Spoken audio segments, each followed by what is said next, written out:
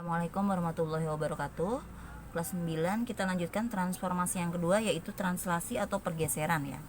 Jika suatu titik P dengan koordinat X, Y digeser dengan faktor translasi T, A, B, atau boleh menuliskan seperti ini atau boleh juga menuliskannya seperti ini ya, faktor pergeserannya.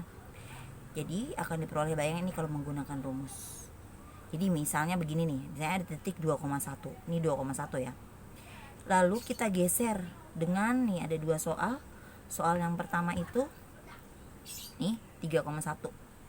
Jadi kita geser dengan faktor translasi 3,1. Jadi ini angka yang pertama adalah yang searah sumbu X ya.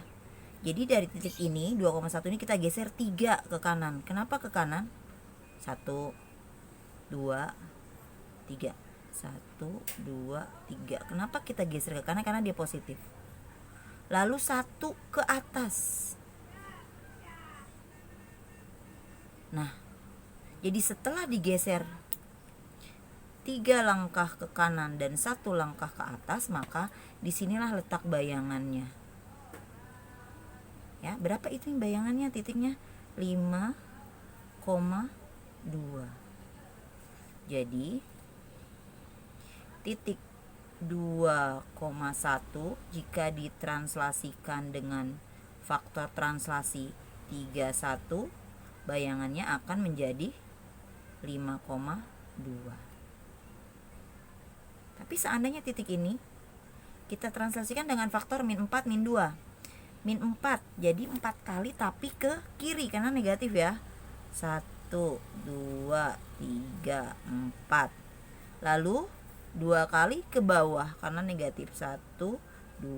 Disinilah letak bayangannya. Setelah ditranslasikan dengan faktor translasi min 4, min 2, maka titik ini pindah ke sini. Yaitu berapa?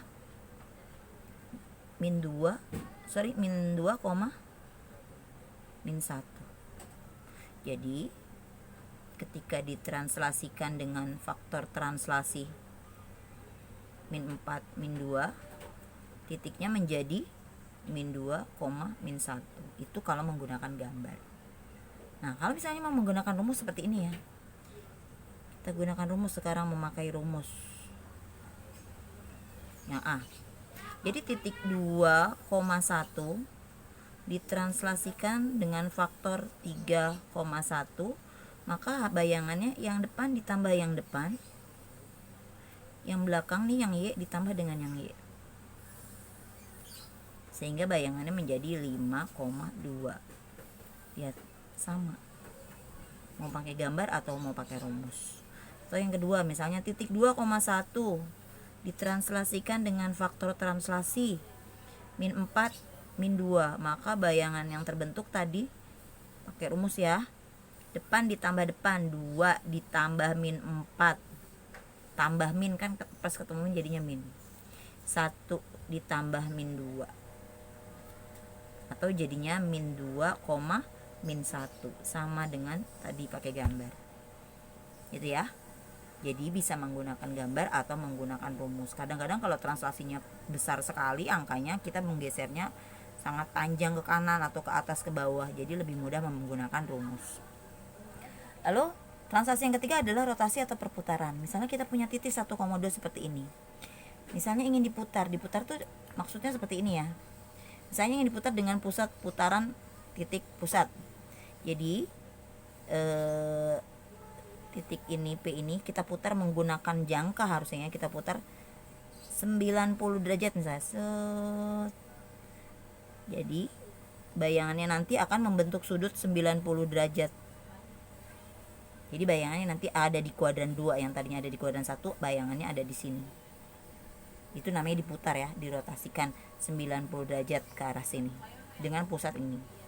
Atau misalnya kita putar 180 derajat, berarti dari sini kita putar maka bayangannya nanti ada di kuadran 3, ada di sini.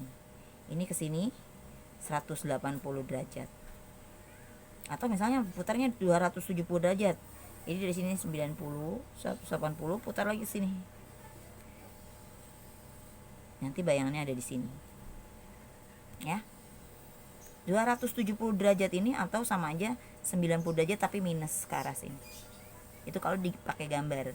Atau kita bisa gunakan rumus ya. Jadi kalau suatu titik x, y dirotasikan dengan pusat 0 sebesar 90 derajat, maka bayangannya menjadi min y, min x. Seperti ini tadi, titik 1,2 ketika pindah ke sini, ini menjadi titik 2,1. Contohnya seperti itu. Atau kalau 180 derajat sini menjadi min 1, min 2. Jadi kita pakai rumus ini aja, nggak apa-apa. Yang penting kalian memahami gambarnya diputarnya itu seperti apa. Ya, jadi kalau dengan pusat rotasi seperti ini, yang tadinya x y menjadi min y, min x. Contoh misalnya 5, min 6, ini kan x ya. Nih. Maka berubah bayangannya menjadi x-nya pindah ke belakang. Y-nya pindah ke depan, tetapi berubah tanda, yang tadinya min jadi plus. Gitu. Nah, yang ini pusat 0 dan min 90 berarti yang ini ya, ini sama nih, ini rumusnya sama aja. Yang tadinya x, y jadi y, min x. Jadi y-nya pindah ke depan, x-nya pindah ke belakang tapi berubah tanda. Yang ini 180 derajat rumusnya ini ya, x, y jadi min x, min y, tinggal berubah tanda aja. Yang tadinya min jadi positif, yang tadinya positif jadi min.